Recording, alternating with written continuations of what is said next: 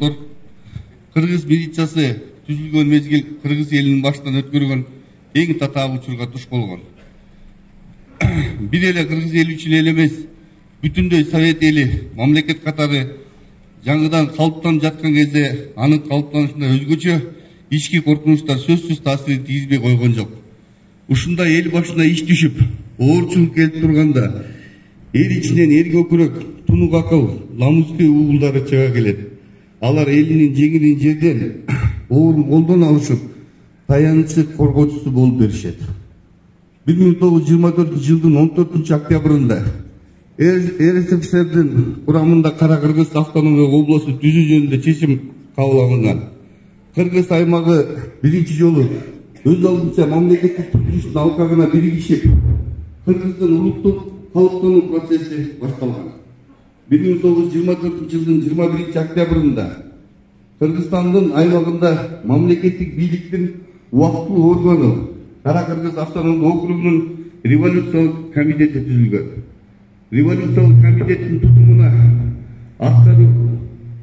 аткаруу бийлигинен бөлүмдөрдүн катарында Ыбырай Тойчиндин башында турган административдик бөлүм да болгон.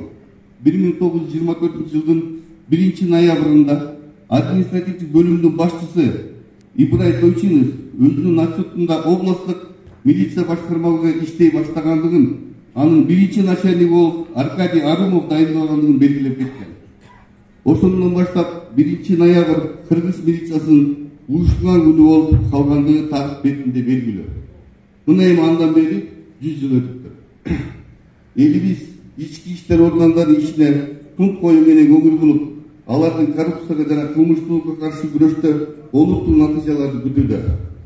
Бизге биздин жарандардын ден соолугу, өмүрү, абийири, ар-намысы жана менчиги үчүн зор жоопкерчилик жүктөлгөн.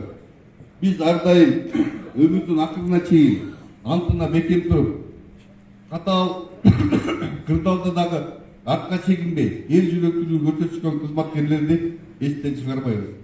Жүздөгөн милициянын эл жүрөк азаматтары коомдук тартипти сактоодо, кылмыштуулук менен болгон күрөштөрдө каардуу кармаштарда кызматтык милдеттерин аткарып жатып каза болушту. Алардын аты тарых барактарына, ардак такталарга түбөлүккө өчмөс болуп жазылган. Ошондуктан элдердин эли унутпайт деп ишенимдүү айтсак болот. Аларга түбөлүк таазим жана урмат. Биздин арабызда ардактуу аксакал ардагерлер, тажрыйбалуу офицерлер канчалаган тарыхый окуяларга күбө болушкан. Сиздердин эмгек сыйга да, мактоого да татыктуу. Майрам күнү өмүрүнүн күлгүн кезин милицияга арнап, узак жылдар бою ата мекенге кызмат кылгандарга, милиция ардагерлерине чын дилимден ыраазычылык билдирем. Сиздерге тынччылык, бакубатчылык, бекем ден соолук, чыдамкайлык жана татаал, бирок ата мекенибиз үчүн керектүү кызматтарыңызда ийгиликтерди каалайм. Урматтуу кесиптештер, сиздер элден тынчтыгын коргоодо дайыма алдыңкы катарда ыкчамдык менен иштейсиздер. Ар бир атылдын кайрылуусуна аяр мамиле кылып, өз убагында биринчилерден болуп жардамга барасыздар. Биздин Кыргызстандын ар бир атылуу тынч жашоодо жана ар дайым коопсуздукта болоруна бекем ишениши керек.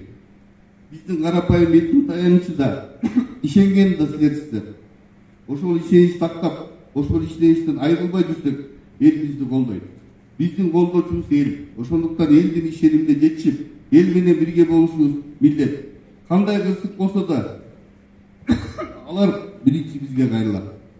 Ички иштер органдарынын кызматкерлери мындан ары да сиздерди кайраттуулук менен, каармандыктын, баатырдыктын менен эрдиктин уйуткусу болуп, Кыргыз милициясы 100 жылдык мааракеңиздер менен чын жүрөктөн куттуктаймын. Бекем ден соолук, кайрат, жооптуу иштериңизде ийгилик жана ар бириңиздерде үй бүлөңүздөргө бакыт каалайм.